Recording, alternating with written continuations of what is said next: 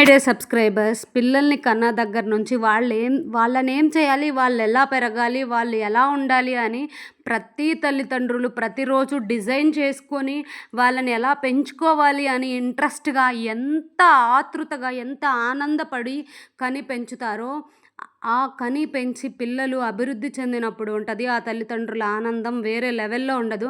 అలాంటి తల్లిదండ్రులు ఇలాంటి చిన్న చిన్న మిస్టేక్స్ చేసి మన పిల్లల్ని కోల్పోయి జీవితాంతం వాళ్ళని తలుచుకొని నిండు నూరేళ్ల జీవితాన్ని మనం కొలాప్స్ చేశామే అన్న బాధ అసలు ఏ తల్లిదండ్రులకి ఉండకూడదు. ఇలాంటి బాధ పగోడికి గూడా రాకూడదని చెప్తున్నా. ఏంటి అంటే తునిలో చూస్తున్నారు గదా! పాప మిస్సింగ్ కేస్.